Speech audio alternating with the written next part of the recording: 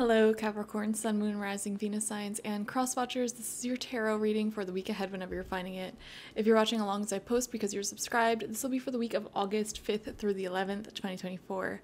Before we begin, I just want to give a quick shout out to Li Chen, the furniture company, for giving me a new desk to film these readings on. My old one was falling apart and they were so kind to send me a new one that can store all of my tarot and oracle decks. So I'll leave you guys a link if you're interested in checking them out. That'll be in the comments and the description. We have the Eight of Wands coming out as your first card out, which is one of my favorite cards in the tarot. So I'm so happy to see this for you. This is forward momentum, forward movement, and really positive circumstances unfolding for you. A lot of past hard work that you've put in, that you've done, is beginning to pay off for you. So this is phenomenal to see in your reading. You are finally seeing some of the fruits of your labor, of your love, to unfold and make themselves realized.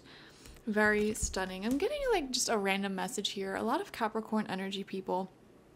I see you sort of just trusting yourself, trusting your intuition, and trusting the universe instead of necessarily like chasing relentlessly your dreams, whatever they may be right now, whether they're love related, whether they're career, finance, health related. You're sort of just trusting the process and trusting your intuition and just seeing where it takes you. Like, you're not trying as hard anymore, it seems. You're just sort of seeing where things go and thinking to yourself, okay, maybe along the journey of just trusting my intuition, seeing where things go, the right people, the right actions, the right opportunities will find me.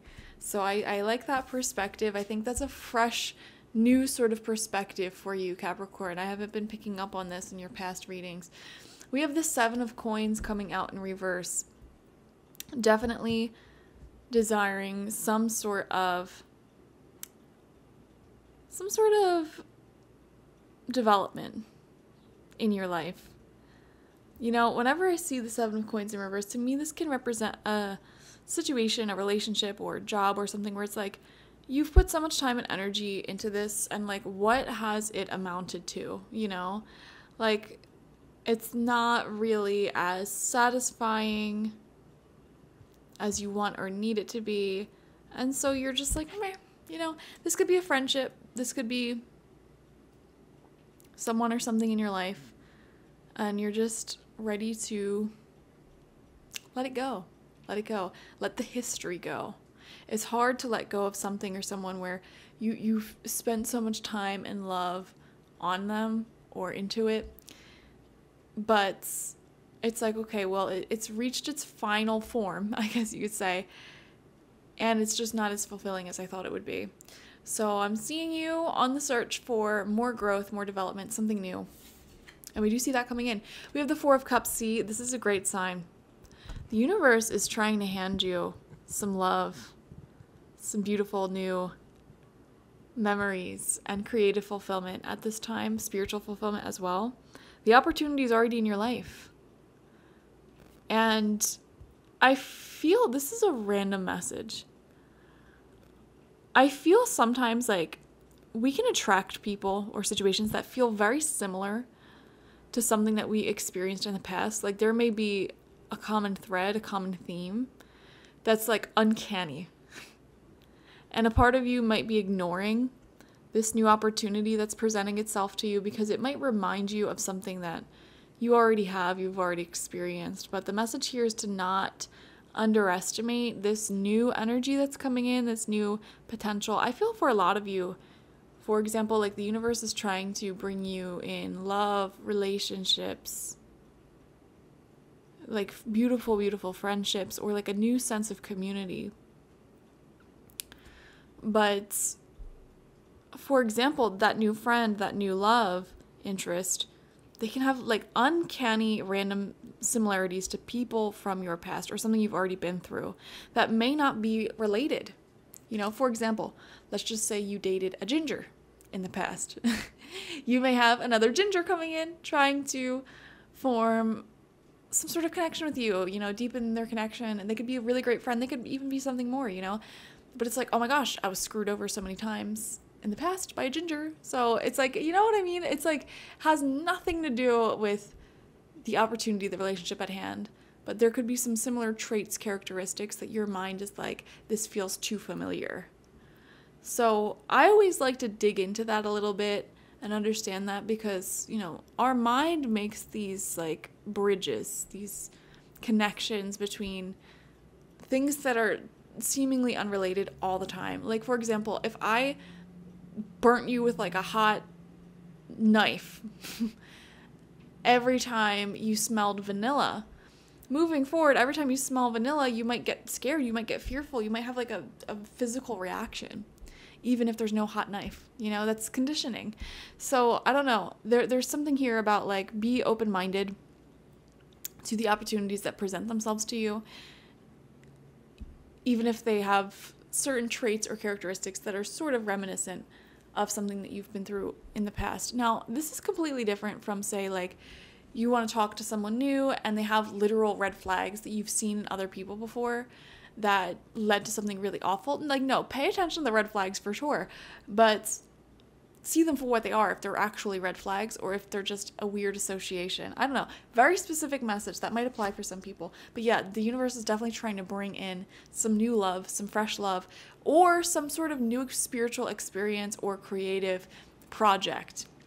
We have the 10 of coins coming out in reverse right underneath that eight of wands. Fascinating. This is long-term energy, commitment, and fulfillment. Having multi-generational wealth built for yourself, and health built for yourself, a good solid foundation. And really it's that craving, that desire of like consistent passion, consistent love, consistent creative fulfillment. You might feel like you're lacking that consistency in your life.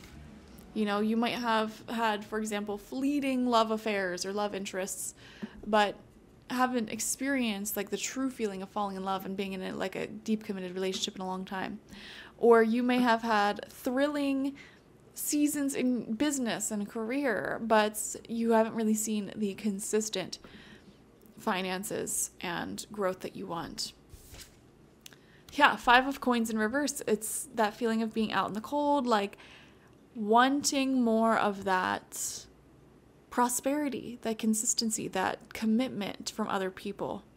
I'm seeing a lot of you, Capricorn, if you're single, you may be having this deep desire for like a great connection, but obviously there could be a lot of fear there and a lot of limiting beliefs that may have formed if your last situationships or relationships or people you dated went really poorly. You know, you could be saying things like, oh, dating is so exhausting, or I just don't have the time for it, or I just don't feel like it, even though deep down inside you really do want that. You know, that's what I'm trying to say here with like the universe is trying to offer you this new emotional start, but there may be fears and ties to the past that are going on very subconsciously that are making you just not feel like taking up this offer, this opportunity. Another example of this could be like, let's just say you at your job, you have like a customer or some sort of person that you work with who is very open with you, they share their life with you, whatever, around the same age as you.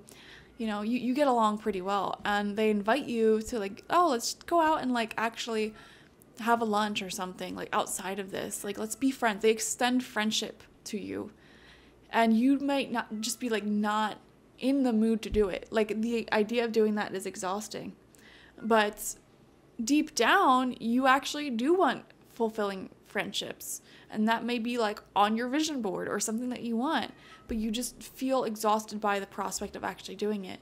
I would ask yourself to really analyze why that is. Have your last friendships in that particular example been ones of betrayal and heartbreak and suffering? Because that can elicit this association of exhaustion, like mental, emotional exhaustion, with just regular basic friendship things like going out to brunch, you know? So that's something I would consider there, because it feels like you really do want something and the opportunity is right here in the present moment this week to get it. And for some reason you're just like, meh, I don't know. But you should take it. Yeah, 5 of Swords in reverse. Leave the past in the past. Absolutely. And, you know, I've been getting some comments recently from people like, yeah, this resonates for what I went through like months ago or like a year ago. Like, I want something new. I want something new. And it's like, if this is coming up and it resonates with your past, you have not finished processing that, okay? Because if you did, you wouldn't be thinking about it when I'm doing this reading. So, and I get where you're coming from if that's your perspective, because it's like, no, I genuinely feel fine. Like, I'm over it. Okay, but like, that's what I'm saying. Like, there are things on a subconscious level that you're not over, you know, and that subconscious will do things like make you feel exhausted at the prospect of dating, or make you feel exhausted at the prospect of taking on a new job that you're really excited about. And it can cause self-sabotage. You know, these processes are subconscious. You're not aware of them.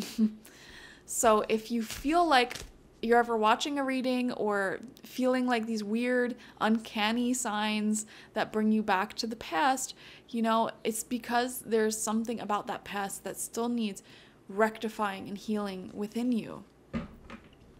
And that's why I like journaling. That's why I like, you know, really exploring things that trigger me or that I feel a strong resistance to, because usually there's a lot of healing to be found when you meet when there's just something or someone in your mind that really, really triggers the heck out of you, you know?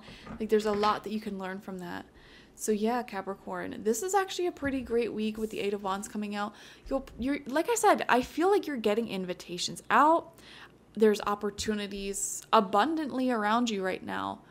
And it's really up to you if you want to take them. But I feel like there is a really fulfilling opportunity in particular the universe is trying to bring in here, and you're being asked to say yes to it. So thank you guys so much for joining me. Definitely watch for your Sun, Moon, Rising, and Venus signs to get the fullest overview of this week ahead. Like this video, comment how it resonated down below, and subscribe if you have not already. If you want a personal reading with me, one-on-one, the link to that is always in the description box, spiritpsychic.org. I also offer my intention oils there and spiritual life coaching sessions there, so check it out. I'll also have that link to Li Chen down below if you would like to get some furniture, okay? Thank you guys. Bye-bye.